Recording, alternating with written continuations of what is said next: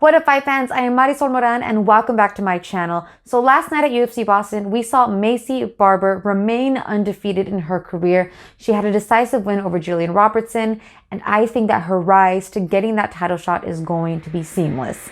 So let's get into it.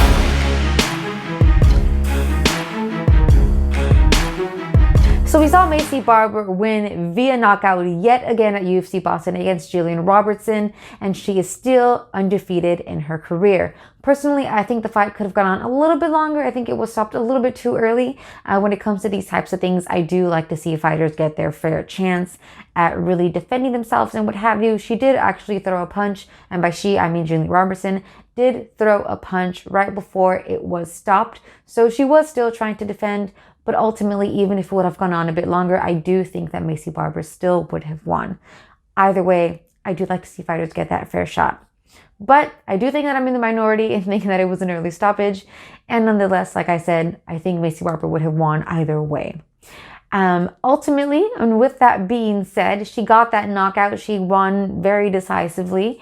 And I think that when it comes to her rise to the top and her getting that title shot, as I did mention in my previous video, that she is looking to become the youngest champion in UFC history. I think that she can do it at this point. If you look at the roster for the 125 division, there isn't anybody really in the top 15, the top 10, that I think could really challenge her. There isn't anyone there that really stands out to me as being like, oh wow, like she has no chance against that person. I don't look at that list and think that when it comes to Maycee Barber. There are a few women on there that are more grappling heavy that I think would be interesting to see her really go against, to see how Maycee Barber reacts when she is taken down successfully. As we did see, there were a few attempts at that, but none really were all that successful in really taking her to the ground and being dominant in that fashion.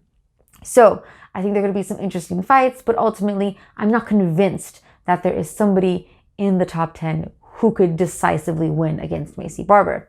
Now, again, with that being said, that isn't necessarily the route that Barber is trying to take. We have another fight and a post-fight interview where Maycee Barber calls out Paige VanZant, which is extremely wise of her. If you look at the roster, if you look at the top 10, the rankings for the flyweight division, Paige VanZant's name isn't on there. However, Paige VanZant is very well known. She has a name. She has a huge following. She even mentioned in an interview with Ariel Helwani that she makes more money off of that fame and that following that is on Instagram than she does actually fighting.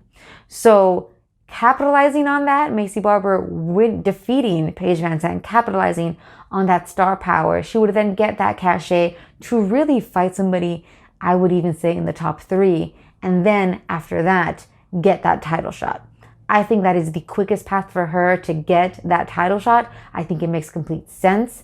I think it even makes sense for Paige VanZant to take that fight, even though it does not seem likely. So if Paige VanZant were to defeat Maycee Barber in this situation, I think that it would really help her really get back into the fight game, become even more well-known as a fighter and respected as a fighter even more so. But also, as she did mention in that interview with Ariel Helwani, she does only have one fight left on her contract. So this potential win against Maycee Barber would give her even more cachet and even more reason to stay within the UFC and to continue fighting for the title. I think a win against Maycee Barber would even put her back on the top 10 instantly. So there is a pro for both of these fighters to take this fight. Nonetheless, I do think that Maycee Barber could continue fighting for that title shot and even get there within the year if she chooses her fights wisely, even if the Paige VanZant fight does not work out. But I really do hope that the fight against Paige VanZant does come to fruition. I think that would be a really interesting fight.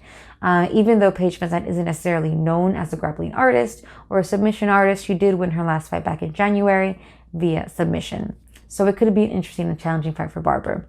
But let me know what you guys think in the comments down below. Do you agree with me? I think that her rise to the top will be seamless.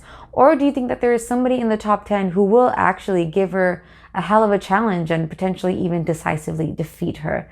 So let me know in the comments down below. And as always, don't forget to like this video and to subscribe for more content. I'll be seeing you in the next one.